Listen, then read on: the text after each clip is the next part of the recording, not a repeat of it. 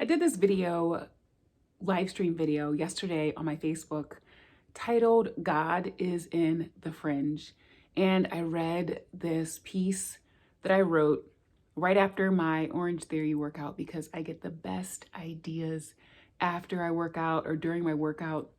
And so I like to come home and write about my ideas. So this particular stream of thoughts around God is in the fringe is really something that I've thought so many times before. And I've contemplated it before. And I always come back to this feeling that God is in the weird, the wow, the oh my God, not in the mainstream, not so much in the mainstream, not so much in these places where we think we've got it all figured out, where it's so normal and it's so overdone, repetitively the same thing all the time. These spaces where it's just all the same thought paradigms, like all just very homogenized, what we call our modern culture right now, just feels like there's no room for mystery, for something so much bigger and so much more mind-blowing, which is God. And if this is infinite intelligence at work, if this is a creation of the divine, then God must be in the fringe, in the strange, in the wow, in the weird, in the not so fitting in right here.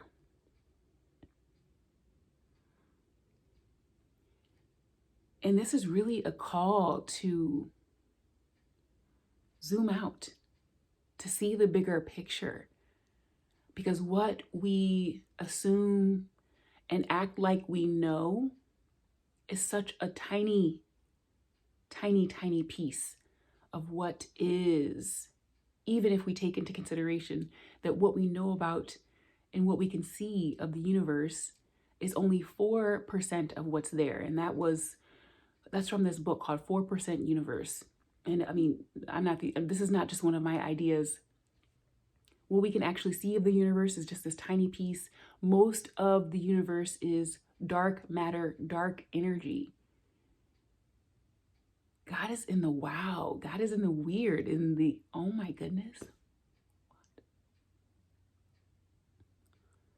Not in these overrun ideas, not in these images we have.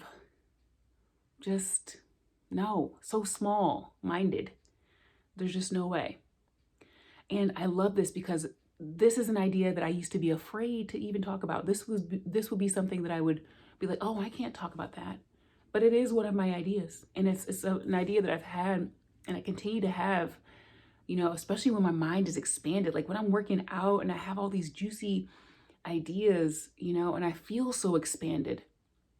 When I'm moving my body and I'm like sweating and I'm like out of my traditional thoughts, that's when I really get my best ideas, And I even think about how Fit Outside the Box came to be. And part of the reason why Fit Outside the Box is what it is because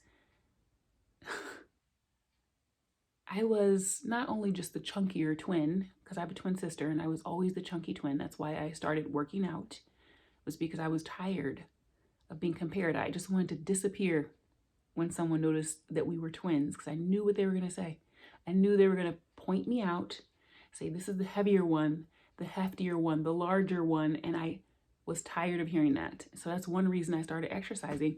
So that's one main reason why I can even present exercise as a thing. I would have never started working out if it weren't for that.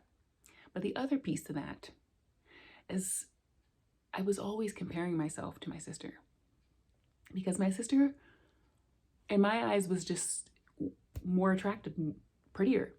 We would be together and people would say like, you should be a model. And whenever they would say that, it would crush me. Like I was so bothered by that. And I remember always thinking like, why couldn't I have been the prettier twin? Why couldn't I have been she was smarter. She was always in these like advanced classes, right? AP classes. And then she was a little taller, she was a little thinner. And the other thing is I had a shorter right leg. I was born with a shorter right leg. And I don't really think that much about it anymore or even talk about it that much anymore. But that was one thing that was the thorn in my side. I was convinced that something was wrong with me. And I always hid it. I had a surgery to correct it when I was like 9. And it was always this thing in the back of my mind that made it that something was wrong with me. And I can remember the first time I met someone else who just openly shared with me that, oh yeah, me too. I have a shorter right leg.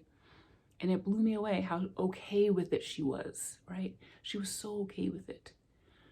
But I always thought that that was something that was for a reason, right? And it was for something that was, it was for a bigger reason, to get me out of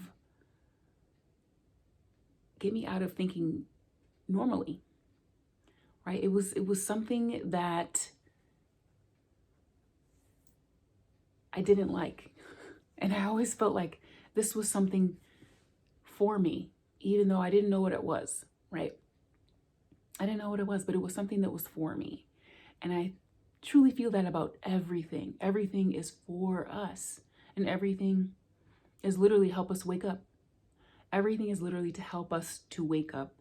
And so obviously mainstream culture, there's not really much room to wake up there. It's just all about agreeing, all about allowing someone else to think for you, to tell you who you are, to tell you what this is. And that is just such a joke.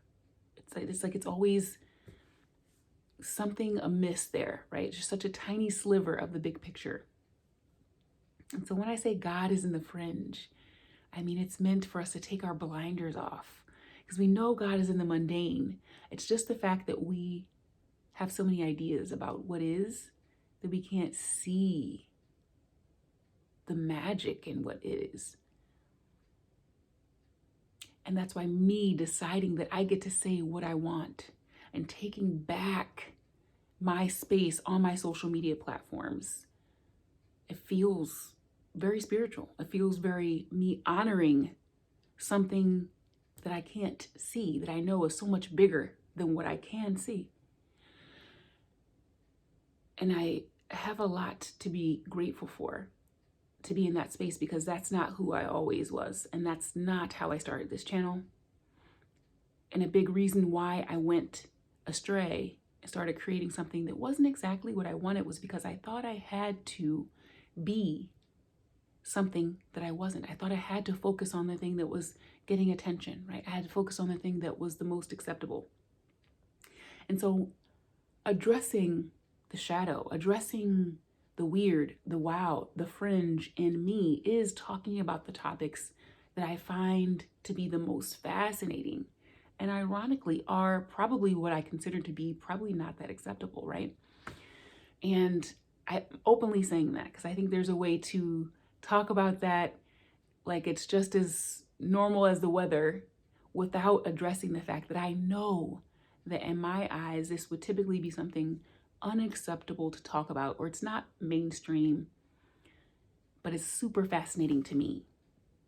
Life is so fascinating to me.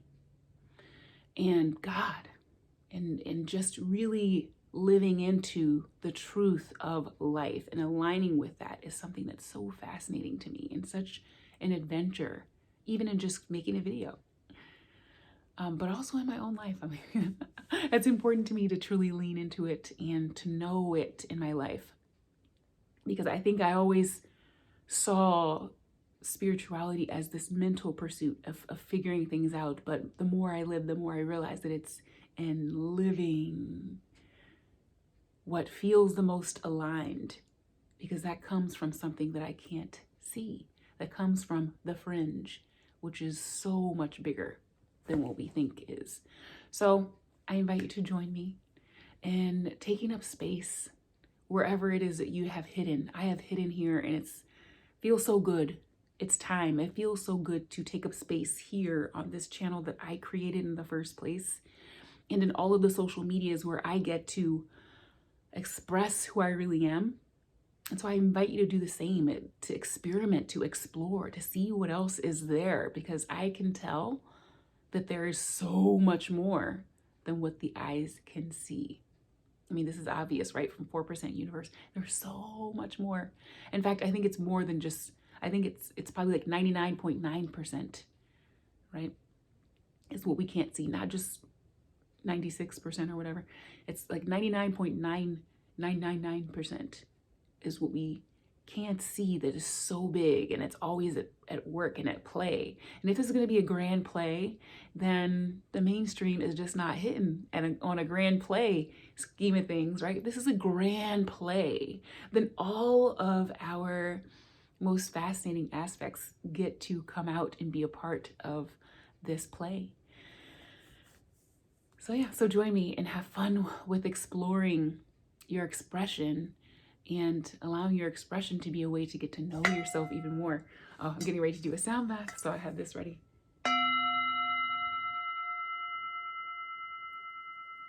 To go. Yeah, that's nice. I'm going to do my Facebook Live right after this to announce a live stream I'm doing. But until then, check the caption. I have everything linked there if there was something that I referenced here that you're curious about, like my other social media platforms and what I'm up to over on Facebook. But this is the time for our full expression. And this to me is the beginning of a movement here and on my other social media platforms. So do join in.